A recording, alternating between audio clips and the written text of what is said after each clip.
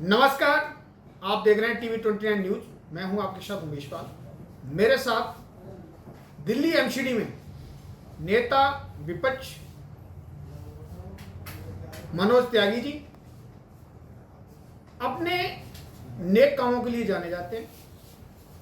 मैं जानना चाहूंगा कि एमसीडी में आने के बाद किस तरह की जिम्मेदारियां इनको मिली और क्या बदलाव देखने को मिले और क्या बदलाव करने हैं, इसकी जानकारी मैं लेना चाहूंगा। जी मनोज भाई बताएं जी कि जब से आप एमसीडी, आप तो नेता विपक्ष आप बन चुके हैं, आप हमें बताएं कि किस तरह की आपको एमसीडी के अंदर समस्याएं, मेजर प्रॉब्लम क्या देखने को मिली और कैसे बदलाव करेंगे। देखिए, एनसीडी के अंदर मैं जो देख रहा हूँ, पिछले 3 साल से देख रहा हूँ कि जो सबसे बड़ी समस्या वो है भ्रष्टाचार। यहाँ पे मुझे लगता है कि जो सत्तासीन भारतीय जनता पार्टी के नेता बैठे हुए हैं, उनको जनता की भलाई के काम करने के लिए कोई उनका उद्देश्य नहीं है। उनको जनता का हित हो अहित हो उससे कोई मतलब नहीं है। सिर्फ वो ये सोच करके बैठे कि हमारी जेबें कैसे भरेंगी। जी, उनके साथ खाली वो अकेले नहीं, उनके साथ कुछ अधिकारी भी लिप्त हैं इस काम में। अभी हमने बहुत बड़ा घोटाला, जिसकी हम अभी भी कार्रवाई कर रहे हैं, जिसमें और नई नई चीज़ें निकलती हुई आ रही हैं। निर्मल जैन साहब ने एक एंटीसिपेटरी अप्रूवल दे दी। जी, किस चीज़ को लेकर के? स्लॉटर हाउस को लेकर के। वो स्लॉटर हाउस, जिस कंपनी, एलाना नाम की कंपनी, जिसका ये हमेशा से विरोध करते थे, भारतीय जनता पार्टी के पूर्व मेयर विपिन बिहारी सिंह जी ने बाकायदा लिखित में सीवीसी में कंप्लेंट दर्ज कराई और उसमें तमाम सत्ता और विपक्ष के तमाम पार्षदों के 58 पार्षदों ने उस पर हस्ताक्षर किए, 6 मनोनीत पार्षदों ने उस पर हस्ताक्षर किए और उसकी कंप्लेंट दी। जी, ऐसा एकाएक क्या हुआ कि जो उस कंप्लेंट पे हस्ताक्षर करने वाले निर्मल जैन साहब भी थे, आज वो मेयर बनते के साथ ही सबसे पहले उन्होंने उसको एंटीसिपेटरी अप्रूवल दी। तो ये साफ साफ दिखाता है कि कहीं ना कहीं इसके पीछे बहुत बड़ा भ्रष्टाचार हुआ। जी, तो ये इस तरह की तमाम चीज़ें हैं, कूड़ा प्रबंधन का मामला हो या और सफाई का मामला हो, कर्मचारियों की तनख्वाह का मामला हो, तो ऐसा लगता है कि सिर्फ जेब भरने वाले कामों पे बजट को खर्च किया जा रहा है, जी, जिससे उनको फ़ायदा नहीं होता।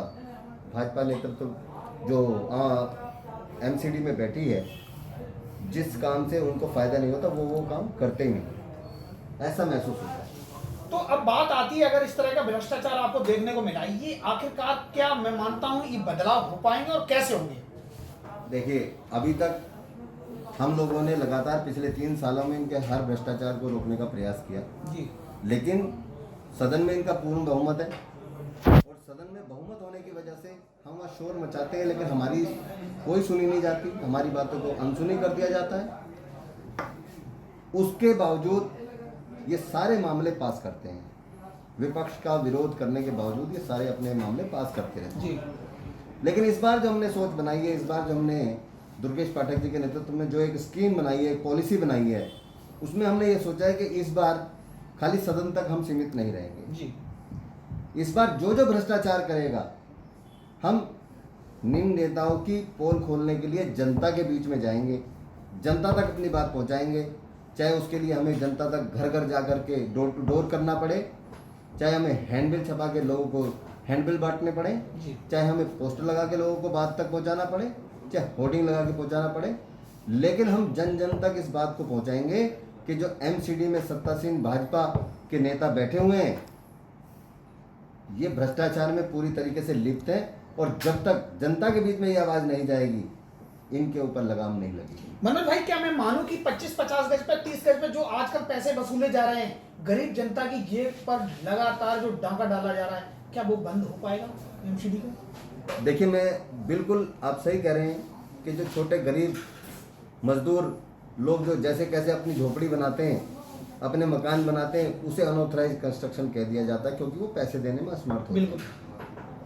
वो लोग जो 1-1 हज़ार गज के प्लॉटों पे, 200-200, 500-500 गज के प्लॉटों पे इंडस्ट्रियल बना रहे हैं, फैक्ट्रियाँ बना रहे हैं, 6-6 मंजिल बना रहे हैं मकान, ऐसी तमाम चीज़ों को बहुत ही जल्द आपके सामने लेके आऊँगा।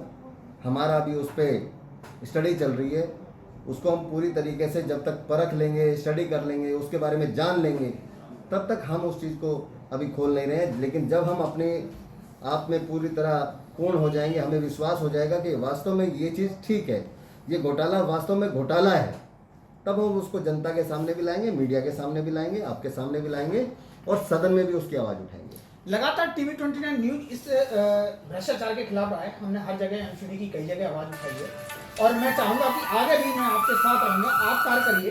टीवी 29 न्यूज इन भ्रष्टाचारियों के लिए हमेशा एक आपके साथ एक कदम से कदम मिलाकर खड़ा रहेगा। और मैं एक लास्ट क्वेश्चन आपसे पूछना चाहूँगा कि बीजेपी ने अभी लगातार बिलों के लेकर पूरी दिल्ली के 70 विधानसभाओं में उन्होंने धरना प्रदर्शन किया, ये क्या है?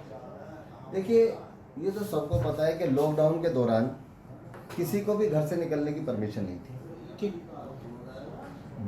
मैं किसी बिजली कंपनी की पैरवी करने के लिए यहाँ नहीं बैठा हूँ जी, ना मैं बिजली कंपनी की पैरवी करना चाहता जी। हूँ, लेकिन एक चीज़ साफ है कि उस लॉकडाउन के दौरान किसी को भी घर से निकलने की अनुमति नहीं थी, तो बिजली कंपनियों के जो रीडर थे वो भी कई जगह नहीं पहुंच पाए, रीडिंग नहीं हो पाई है, जिसकी वजह से एक एवरेज बिल उनका भेज दिया गया है। हो सकता है कि वो कभी ज़्यादा हाई रीडिंग आई हो, उसको एवरेज मान लिया हो उन्होंने जी, ये हो सकता है। और इसके लिए कोई ऐसी संशय वाली बात नहीं है। आप अपने मीटर की रीडिंग लेकर के BSES कार्यालय जाइए, अगर वो सुनवाई नहीं करते तो हम बैठे, हम इलाज करेंगे, हम उसको ठीक कराने का उपभोक्ता काम अपने करेंगे। मीटर की रीडिंग कैसे लेके कैसे वो पता कर पाएगा कि हमारी मीटर की फोटो खींच करके जी, आप अपना BSES ऑफिस ले जाइए, वहाँ से आपकी रीडिंग मेंशन हो जाएगी कि इतनी रीडिंग आज है और पहले जब रीडिंग ली गई थी उस रीडिंग के बीच की जो गैप है रीडिंग का, वो एक आपकी एक्यूरेट रीडिंग होगी, उसके आधार पे आपका बिल आएगा। ये आपके पास भी कई लोगों के फोन आ रहे होंगे, ऐसी कॉल्स हमारे पास भी जन समस्याएं बहुत आती हैं और लोग कहते हैं, तो ये वाकई क्या ये हो पाएगा कि अपनी रीडिंग दिखाएं और उसका बिल का समाधान हो पाएगा? उसमें कुछ correction होगा? निश्चित हो पाएगा, क्यों नहीं हो पाएगा? ऐसा थोड़ी है कि किसी बिजली कंपनी को मनमानी करने दी जाएगी, अपनी मर्जी से कोई जितनी मर्जी उगाई करे ऐसा होने दिया जाएगा। हम लोग खुद विरोध करेंगे, सबसे पहले हम हटाएंगे इस बात को, हम इसका विरोध करेंगे, हम उसको ठीक कराने का काम करेंगे। एक लास्ट क्वेश्चन, अब तक बीजेपी रही सत्ता शासन एमसीडी में, क्या अब ये आपको एक प्रभारी भी बहुत तगड़े मेहनत कर्मशील लोग मिले हैं दुर्गेश पाठक जी, आगे एमसीडी में क्या बदलाव आएंगे? क्या मानते हैं कि कितनी आप जीत हासिल कर पाएंगे? देखिए, सबसे पहली बात, भाई दुर्गेश पाठक एक जुझारू है जी, यंग है, नो डाउट, और मेहनती है, जिसकी वजह से मुझे ऐसा लगता है कि हर जगह जब वो कदम से कदम मिला करके खड़े होते हैं तो एक अपने आप में एक उत्साह बनता है, हिम्मत बनती है, क्योंकि शीर्ष नेतृत्व में उनका नाम है। तो जब PAC कोई सदस्य हमारे साथ हर समय कंधे से कंधा मिला करके चलने के लिए तैयार है, जनता के हित के लिए बोलने के लिए तैयार है, तो निश्चित तौर पे हम लड़ेंगे और अड़ेंगे और जीतेंगे। जी, हमारे साथ थे मनोज त्यागी जी, जिन्होंने अपने कुछ ऐसे हमारे दर्शकों के लिए बताया कि बिजली की समस्या को लेकर जो लोग परेशान हैं वो अपनी इस समस्या से निदान पा सकते हैं। और एमसीडी में जो भ्रष्टाचार हो रहा है, इन्होंने बताया है कि आश्वासन दिया कि पूर्ण रूप से ये आश्वासन दिया है कि ये भ्रष्टाचार बिल्कुल खत्म होगा। हम तहे दिल से इनका शुक्रिया करते हैं कि हम भी टीवी 29 न्यूज इस मुहिम में आपके साथ खड़ा है।